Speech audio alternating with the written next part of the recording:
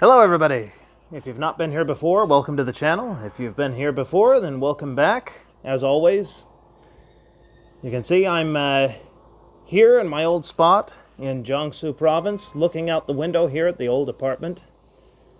And just thinking back over the last couple of months or so at all of the unbelievable things that have happened, and just kind of trying to take it all in. The fact that all of this has led to my preparing to leave China entirely and go back to the United States, somewhere I haven't been in years. So much to talk about today. And I've got some food on the way, so you guys might as well join me for that. I'm going to have some noodles. But yeah, stick around.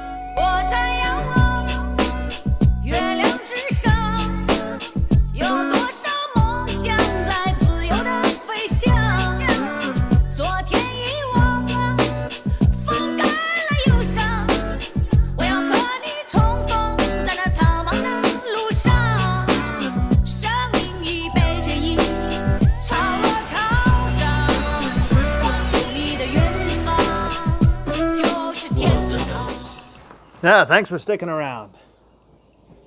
What a crazy time it's been.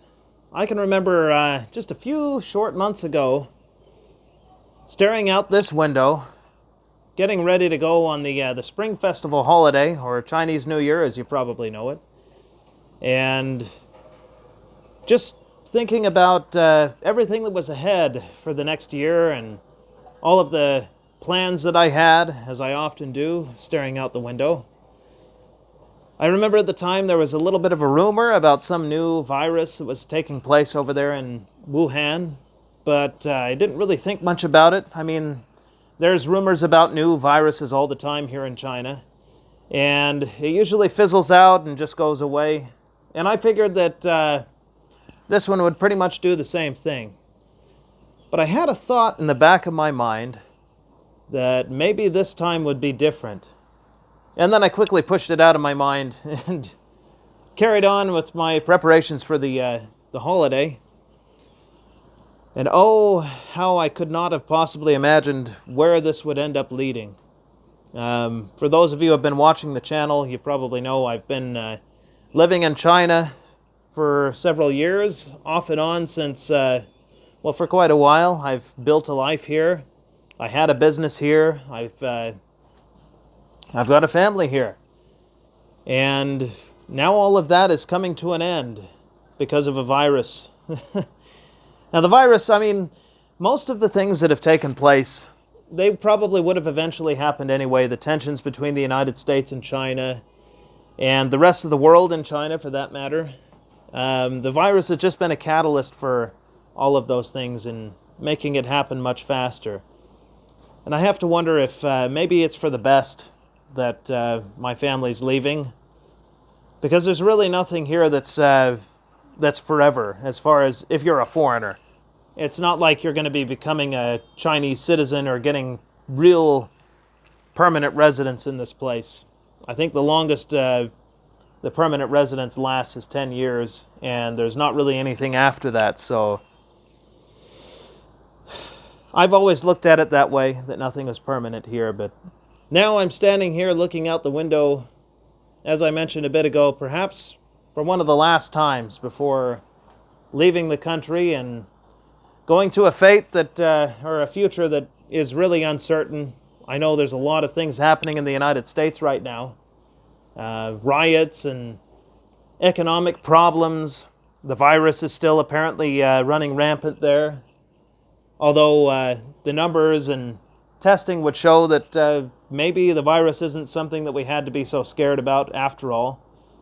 But some people are still keeping things locked down. I don't know, it's just a crazy situation, but what can you do? This is a crazy world. And as I mentioned in my last video, things here are just too unstable.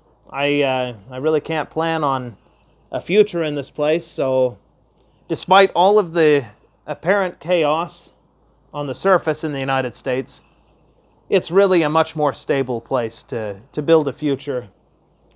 And who knows, maybe maybe once I get my family established there, we'll branch off into other parts of the world again. I'm sure that being an expat, I don't know if I can really be repatriated permanently. I mean, I'll always be an American, but there's a lot of things to see out there in the world. You know, South America is a very interesting place that maybe at some point I'll go there. We'll see. Ah, well, it seems that my noodles have arrived, so time to eat.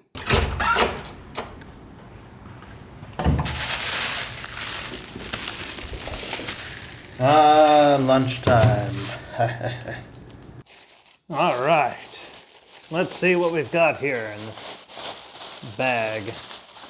Ah, some chopsticks, some crispy rice. Oh, this must be pretty good then. My wife has ordered me something interesting. Yeah, think of it as like Rice Krispie. It tastes like Rice Krispies, except in flat piece of Rice Krispie stuff. Let me see what we've got here. Ah, okay. This is something that most Americans probably would avoid eating because, well, the meat inside this is actually mostly organ meat. So some chicken insides, essentially. Let me get these chopsticks out. Oh, what else have we got here? Looks like a spoon. Whoa. Yes, a spoon.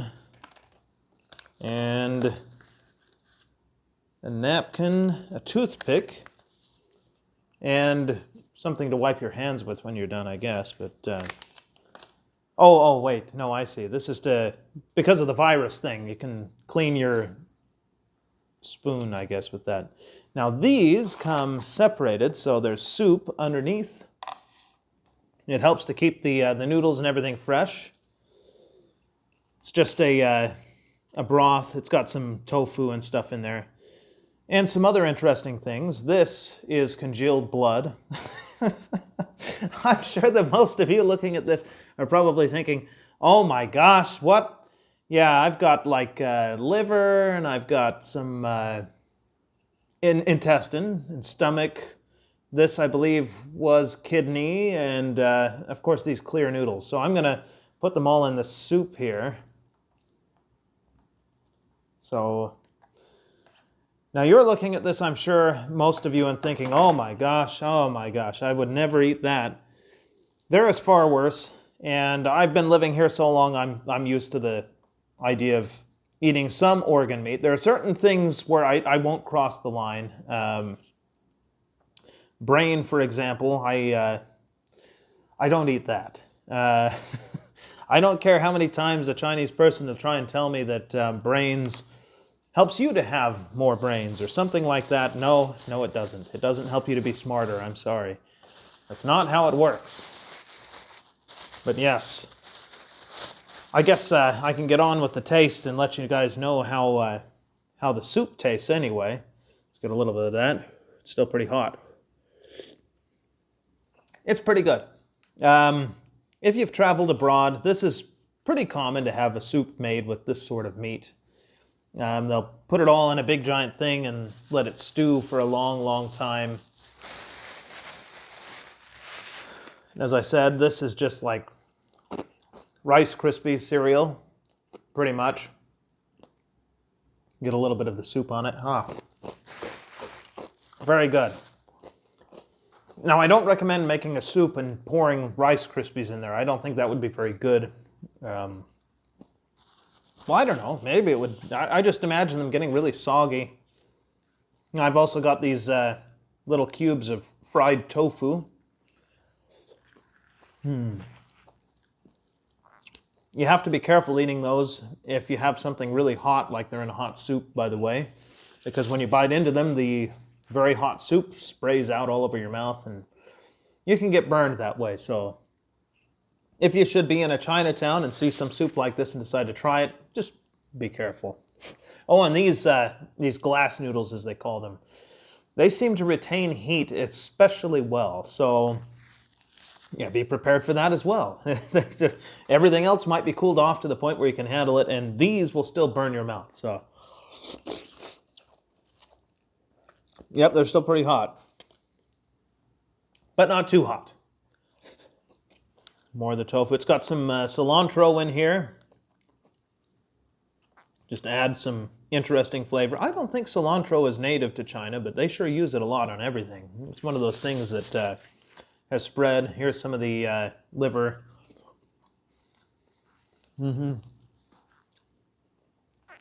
Yeah. It's good. People eat liver in the West, so that's no big deal. But this, people don't typically eat. The intestine, and it's just, it tastes all right. Just a little chewy, that's all. Same thing with the kidneys.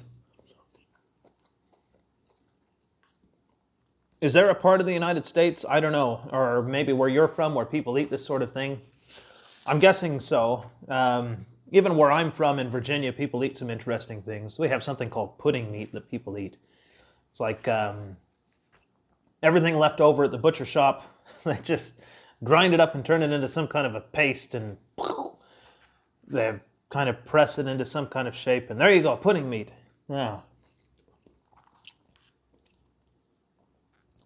That's something I'm sure that Chinese people have something equivalent, but maybe that's something they would look at and say, oh my, well, I don't think I want to eat this American food. I'll stick with the pizza and the hot dogs and whatever. And here's the congealed blood.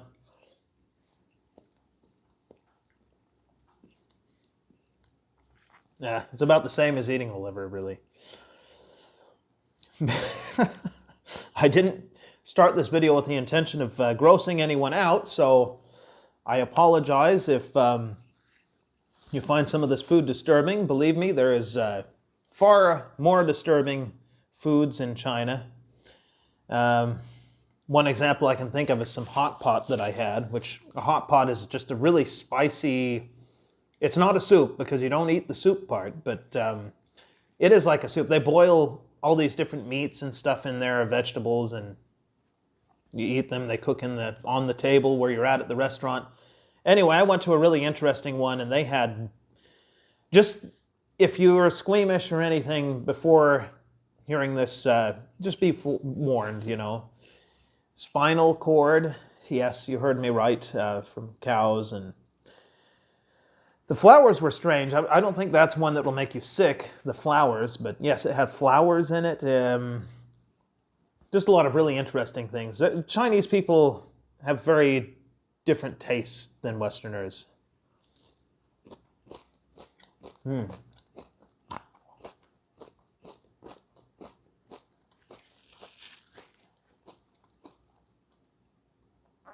know, I think that maybe Rice Krispies would be good in soup. People put crackers in soup, right? Why not Rice Krispies? It's pretty good.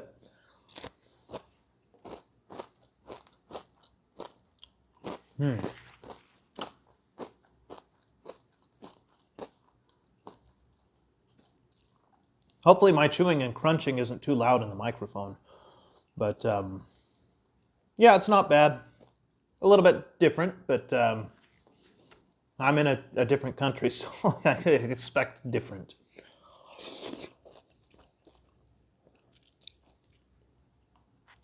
You know, I don't know if in the Chinatown where you're living, or the Chinese restaurant, if you don't happen to have a Chinatown, do they have things like this? I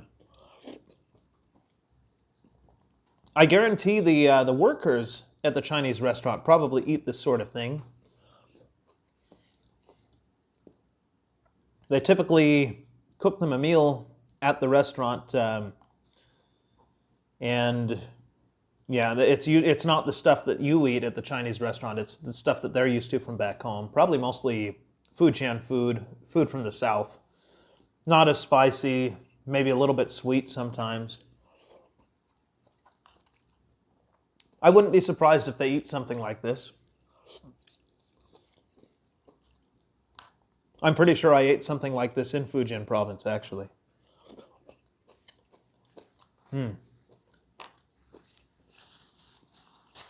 Try more of these Rice Krispie things.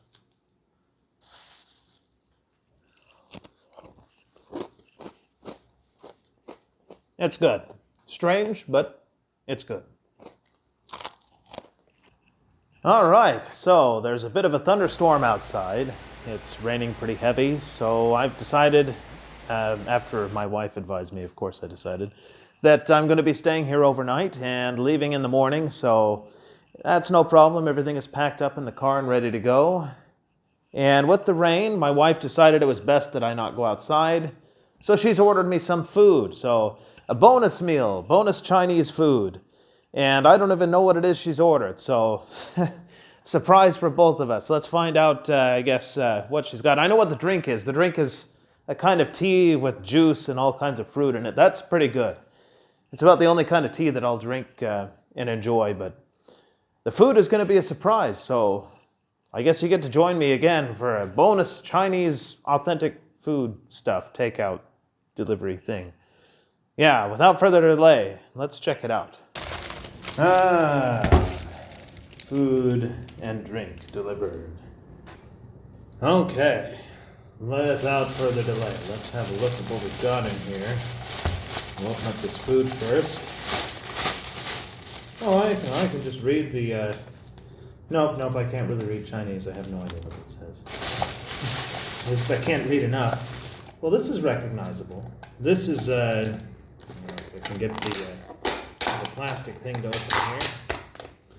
This, of course, is a chicken leg with some kind of sauce. Well, I know that'll probably taste good. I think I know what this is. I think this is liangpi, which is a cold noodle dish, is what I would call it. You probably can't see it in that drink.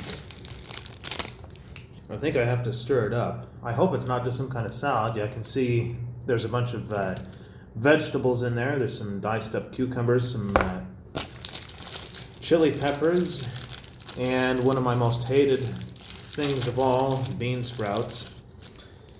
But in this context, I think it'll probably be good. Let's have a look and see. I'm pretty sure I have to stir this up a bit. Oh yeah, it's liangpi, which means it'll probably be spicy and sour, which is good. It's good. You'll probably never get the chance to try this unless you come to China. Well, oh yeah. I think they probably have this in Taiwan. They may have it in Singapore. I don't know. I've not really been to Singapore. I just know there's Chinese people there. So perhaps they do. Oh my gosh, I've been losing all the cucumbers. I better be careful. Anyway, oh, by the way, never ever put your chopsticks in your bowl like that. Always put them on the top like that. It's bad luck. If you can see this, you can see it. Well, as a Chinese person, you would see it looks like incense stuck in that you'd have like at a funeral or a grave. Let me pull the drink out so you guys can see. It's like got passion fruit, different kinds of fruit juices mixed with the tea. As you can see, it says tea there. It's R&B tea, whatever that's supposed to be. I guess because people like R&B music out here. Take this and shove it in there. Stir it up a bit there. Oh, it's got like dragon fruit in there and some other things. Let's have a taste. I see some little limes up at the top. This will probably taste pretty good. Very good. Very cold, refreshing. It's got some stuff in there you can chew on. Yeah, as an American or Westerner, that might seem strange, but it's really good. And the flavor of the tea, I believe this kind of tea comes from flowers. I know that much. It has a, I don't know, the only way I could describe it is if you took the scent of flowers and you mixed it with lemonade and that sort of thing, and voila, there you go. It's a very interesting flavor. It's actually very good. It might sound strange, but yeah, it's actually pretty good. Now to try this liangpi. I'm not used to it coming like this. Usually, unless I actually go to the shop, The noodles and things come separate. Oh, and I'm losing them everywhere. I give up on mixing this up. I'm just gonna start eating it. And yes, just as I expected. Oh my, there go all the noodles. Sour, spicy, and with the cucumbers and whatnot, it gives it a little bit of crisp.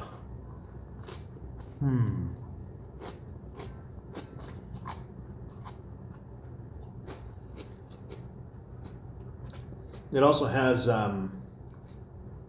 little peanuts in there. Give it a nice flavor. Let's have a try with this chicken leg. I'm going to bring the whole little container over here because I know it'll make a terrible mess.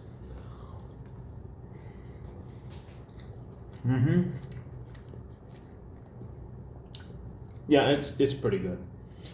It tastes like I don't know. In America, if you go to the supermarket, they often have these rotisserie chickens that you can buy. It tastes kind of like that, maybe with a little more flavor, but yeah, pretty good.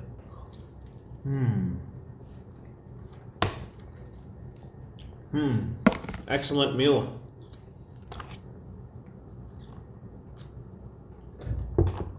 Well, I'm going to sit down here and enjoy this, and maybe I'll talk a little bit more after.